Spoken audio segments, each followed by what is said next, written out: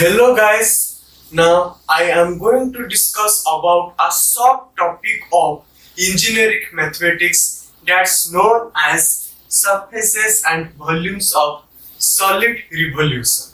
देखिए इसका मतलब क्या समझते हैं। सपोज आप यहाँ पे एक y एक्सिस लीजिए, ओके,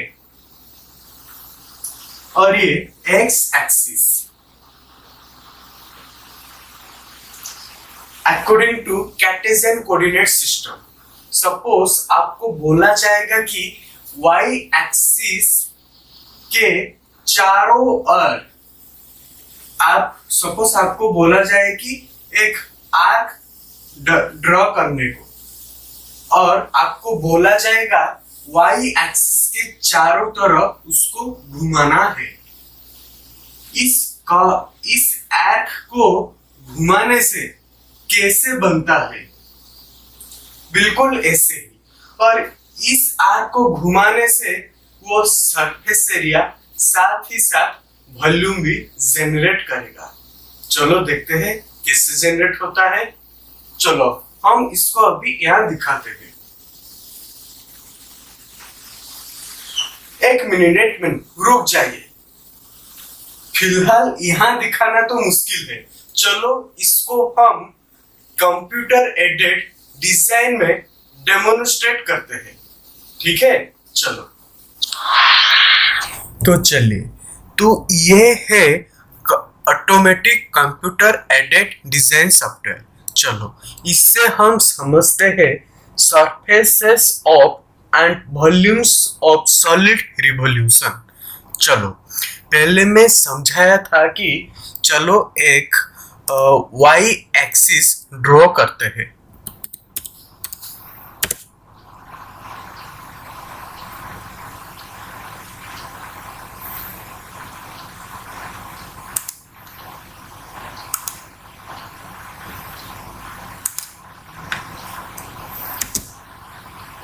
चलो ये तो एक एक्सिस हो गया जो वर्टिकली स्ट्रेट है, y एक्सिस। चलो अभी ड्रॉ हो गया।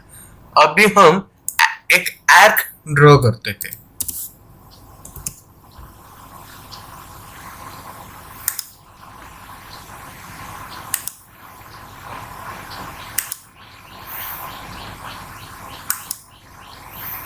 ओके,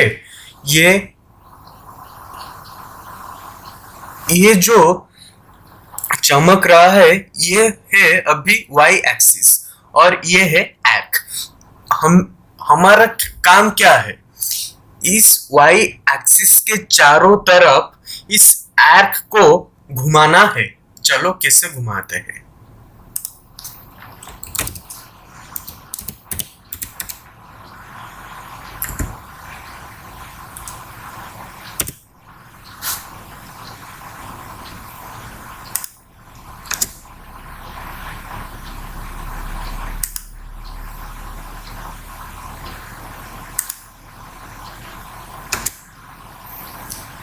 चलो अभी हम इस टॉप व्यू से देख रहे हैं कि इतना बड़ा y एक्सिस है और एक छोटा लेंथ वाला आर्क है, उसको हमने चारों तरफ घुमाया है।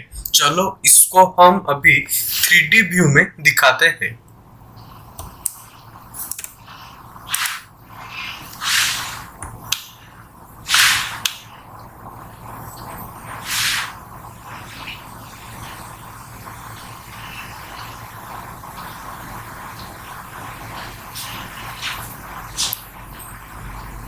देखिए इस डायग्राम को मैंने अभी आइसोमेट्रिक व्यू में लाया। तो देखिए इस y एक्सिस जो अभी चमक रहा है, जिसके ऊपर मैंने अभी कर्सर रखा है, ओके, वो ये y एक्सिस है।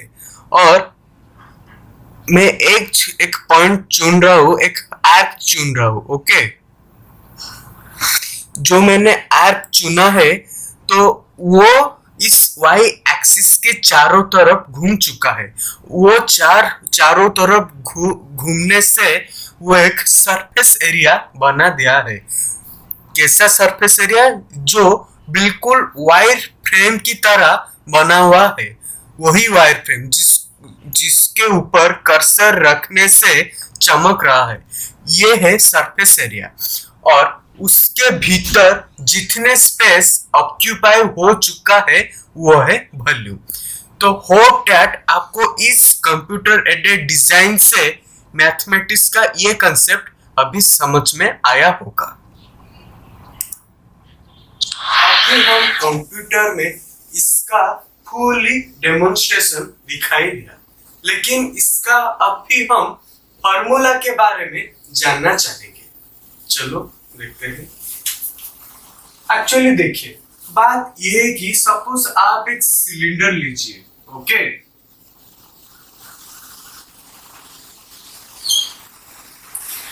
एक सिलेंडर का सपोज रेडियल डिस्टेंस होता है कैपिटल आर, ओके, और उसका हाइट होता है एच। तो मुझे बताए इस सिलेंडर का सरफेस एरिया कितना होगा? 2 pi R into H, and volume होगा ए इंटू एच, यानी 4 are square into H.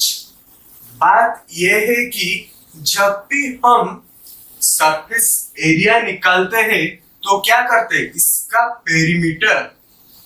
Perimeter जो 2 पाई आर है, अगर सर्कुलर सिलेंडर को क्रॉस सेक्शनली काटेंगे तो ये सर्कल ही बनेगा।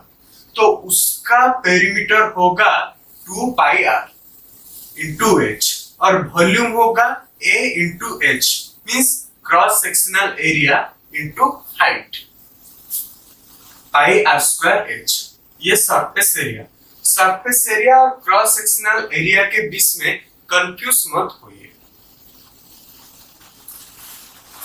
तो सपोज मान लीजिए सिलेंडर के बीच एक एलिमेंटरी क्रॉस सेक्शनल एरिया भी निकलेगा, ओके, जिसका स्मॉल रेडियस होगा small R, okay, and suppose there will be elementary thickness dr।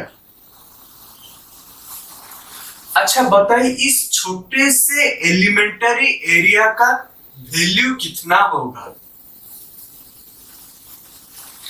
Imagine करके बताइए। चलो ठीक है, इसको मैं बाहर लाकर दिखाता हूं।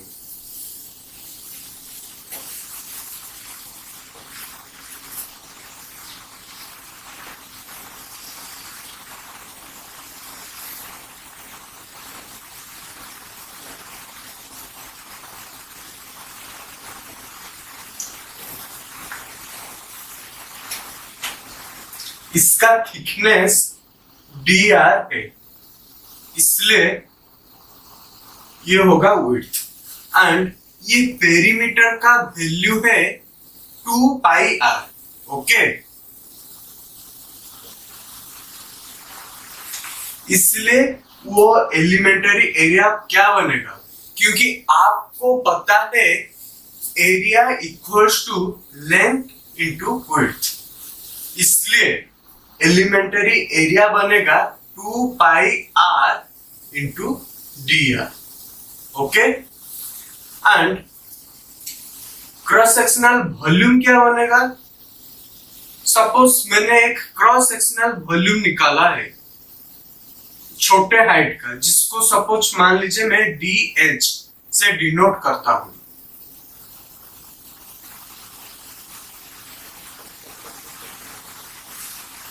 तो वो भी बनेगा pi R square into D H.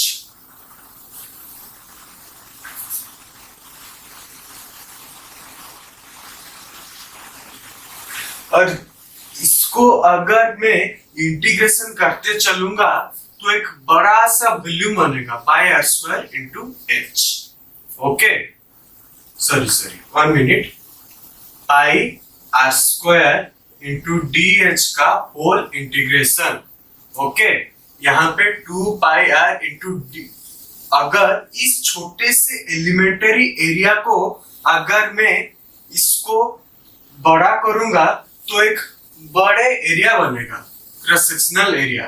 तो ये भी डीए का इंटीग्रेशन होगा, which is 2 pi R into D are.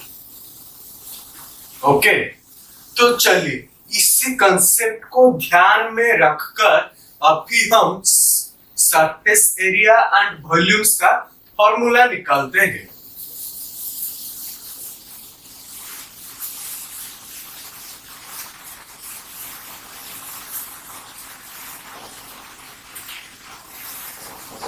ये है अभी y एक्सिस, ओके, और ये है x एक्सिस।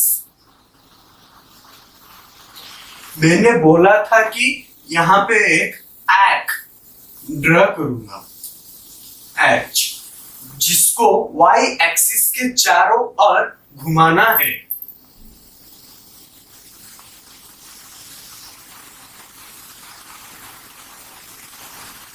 ओके, तो मान लीजिए किसी भी एक पर्टिकुलर पॉइंट में लूंगा तो वहां पे रेडियल डिस्टेंस x ही कहलाएगा, क्योंकि इसका रेडियल डिस्टेंस मैंने x एक्सिस के ऊपर ही लिया है, इसलिए। तो इसका एलिमेंट्री एरिया कितना होगा? 2 pi x, okay, x into dx। और अगर इसको इंटीग्रेट करने से बनेगा surface area equals to 2 pi x into dx का होल इंटीग्रेशन। ओके, इस ग्राफ का नीचे वाला पॉइंट है सपोज a और ऊपर वाला पॉइंट है b, तो इसका लोअर लिमिट a होगा और अपर लिमिट b। ओके, चलो इसका वॉल्यूम देखते हैं। वॉल्यूम क्या होता है? वॉल्यूम होता है एरिया इंटू हाइट, तो इसलिए वो बनेगा pi X square into D Y. Okay, क्योंकि x ऑलरेडी ही एक रेडियल डिस्टेंस है, ओके, और pi X square into D Y.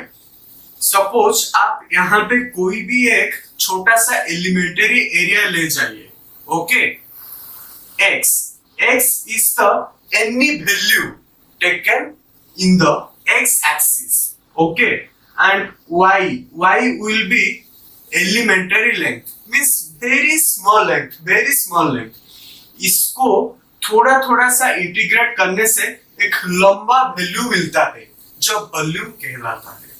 Okay, इसको इंटीग्रेट करने से होल वॉल्यूम मिलेगा, ठीक है। और इसको लिमिट देकर a से b तक, मींस लोअर लिमिट a और अपर लिमिट b। तो अगर उसी तरह अगर हम x एक्सिस के अराउंड में लेते हैं arc, okay,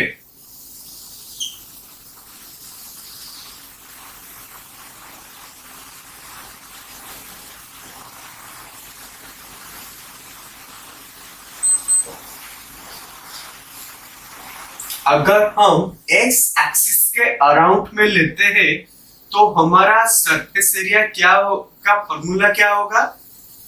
2 pi y into 2 pi y into dx and volume का होल इंटीग्रेशन, वॉल्यूम होगा पाई y स्क्वायर इंटू dx।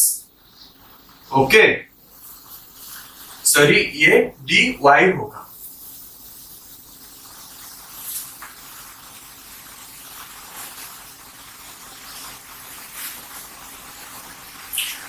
और इसको भी यहाँ पे c और d लिमिट देने से आपको रिजल्ट शो करेगा, ठीक है।